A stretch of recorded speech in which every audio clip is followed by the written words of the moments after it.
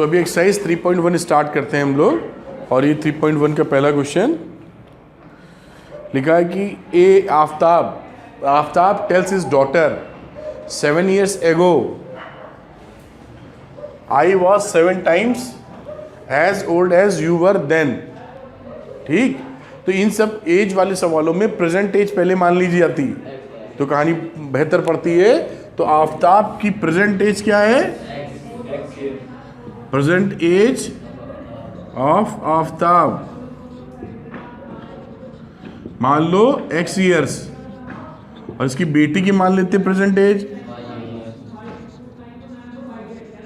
Daughter हो गई y years। Also अब कहता है कि Aftab tells his daughter 7 years ago, 7 साल पहले। तो 7 years ago क्या होगा? हाँ, 7 years ago पहले, तो x माइनस 7 और इसकी हो जाएगी y माइनस 7। उस समय आई वॉज 7 times, यानी आफ्ताब जो था वो 7 times था बड़ा अपनी बेटी के। ठीक, फिर बोलता है ऑल्सो 3 years from now, 3 साल बाद। तो यहां लिख दो 3 years from now। तो ये हो जाएगा x प्लस 3 और ये हो जाएगा y plus 3। After 3 years from now I shall be 3 times, ये है I shall be 3 times as old you will be। ये Is it not this interesting? Represent this situation algebraically and graphically। तो ये कहानी हो गई x माइनस 7y माइनस 49। तो x minus 7y, और इसको लिख सकते हो नहीं, कम हो जाएगा 49 से 42, है ना। और इसकी कहानी क्या हो जाएगी? x प्लस 3y, तो x minus 3y is equal to 6। ये 3 9 हो जाएगा, 9 में से 3 गया 6। तो ये एलजेब्रा के फॉर्म में रिप्रेजेंट कर लिया हम लोगों ने। देख पा रहे क्या? अब इसको डायग्राम या ज्योमेट्रिकली रिप्रेजेंट करना होगा। तो ये देखिए रिप्रेजेंट करने का ये सब प्रोसेस जो हम लोगों ने किया है, और ज्योमेट्रिकली जो रिप्रेजेंटेशन आया, ये x minus 3y equal to 6, x minus 3y equal to 6। और पहले वाले का आ गया था हमारा x माइनस 7y, ये x minus 7y equal to minus 42। इसको मैं साफ करूं जैसे पीछे आपको दिखाई पड़े। तो ये दोनों एल्जेब्रिकली हम लोगों ने दिखा ली थी। अब तरीका सबसे बढ़िया यही रहता है कि हम लोग क्या करें, 0 पुट करो दूसरी निकालो, 0 पुट करो दूसरी निकालो। तो ये 0 पुट किया तो y आ गई 6, फिर x 7 रखा तो 7 आ गया, वगैरह वगैरह। इसी तरह इसकी वैल्यू पुट की, एक की 0 पुट कर दो y, दूसरा निकल आया, किसी की 0 पुट करो दूसरा निकल आएगा। ये पॉइंट्स मिल गए, और इन पॉइंट्स को उठा के ड्रॉ कर दीजिए आप, तो इस तरह की फिगर निकल के आती है। हम समझ पा रहे हैं क्या? तो ये लाइन इक्वेशन बन गई, कोई भी स्पेशल चीज़ नहीं है। पॉइंट मार्क करेंगे और स्केल लेके सीधी लाइन खींच देंगे। ठीक है, क्यों मयंक? अब क्वेश्चन नंबर 2 देखते हैं हम लोग, और आपसे क्वेश्चन बनाने की कोशिश करेंगे। तो रजनीश हेल्प करेंगे इसमें। तो Rajneesh ji, the coach of a cricket team buys 3 bats and 6 balls for 3, हाँ, later she buys another bat and 2 more balls of the same kind for rupees 1300। represent this situation algebraically and geometrically। बिल्कुल वही। तो पहले bat और ball का cost ले लेते हैं। हाँ, तो कॉस्ट ऑफ 1 बैट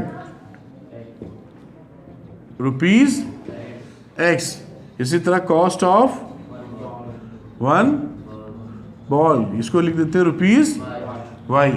तो 3 बैट तो 3x और 6 बॉल्स, इसकी कॉस्टिंग आ गई 3900। अभी 3 से डिवाइड भी हो रहा है शायद, तो 3 से डिवाइड कर दो, तो x प्लस 2y 1300, ये क्वेश्चन बन गई पहली। एल्जेब्रिकली। दूसरी क्या बोलता है, later she buys another bat, एक बल्ला और लिया उसने, एक बैट और 2 more balls, और 2 balls और ली, उसकी वैल्यू कितनी बन गई बेटा, 1300। ये तो सेम इक्वेशन आ गई। सर 3 balls है और गलत लिखा है। यहाँ गलत लिखा है, यस सर, बुक में तो 3 more balls। अच्छा देख लेते हैं। हाँ बुक में 3 लिखा है और यहाँ पे 2 लिखा हुआ है, तो बुक में यहाँ पर 3 कर लीजिए।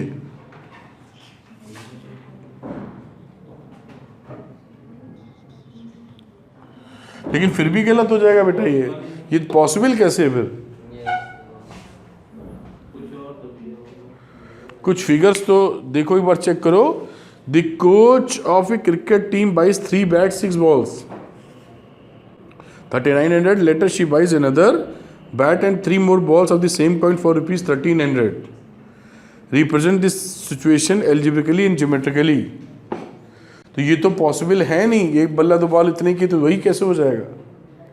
यहाँ 2 होना तो फिर भी ठीक है ना। देखते हैं सोल्यूशन में क्या बात बनाई है। x plus 2y is equal to 1300 to obtain the equivalent geometric representation, वही आई है, 2 balls ही चली है।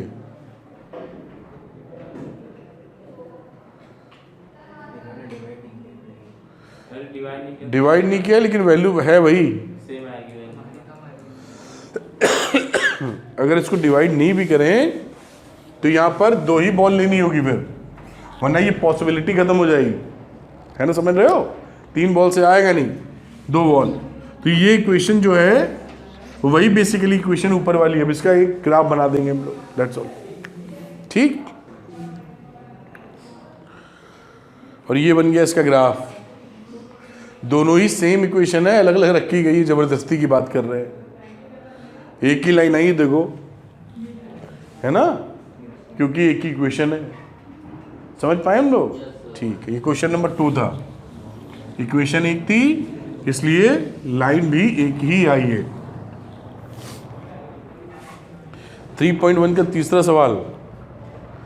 चलो बेटा Shiven, the cost of 2 kg of apples, फिर वही एप्पल की मानो पहले कॉस्ट, तो एप्पल, हाँ, cost of apples, cost of 1 kg apples, ये कितने का हो गया, ₹X, और cost of 1 kg grapes ₹Y। लिखा था कॉस्ट ऑफ 2 kg एप्पल्स, तो 2 kg एप्पल्स और 1 kg grapes, 1 into Y, found to be 160। After a month the cost of 4 kg of apples, 4 kg जो एप्पल्स के हैं और 2 kg ग्रेप्स के हैं, वो वैल्यू जाती है 300। कर रहे अब 2 से डिवाइड कर दीजिए तो क्या बन जाएगा ये 2x, y is equal to 150।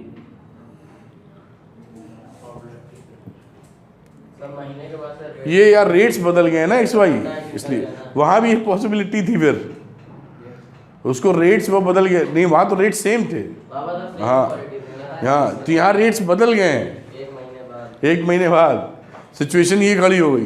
तो अब क्या बता रहे हैं, represent this situation algebraically graphically, तो एल्जेब्रिकली तो ये आ गई, ठीक लिख दिया क्या, हाँ है ना।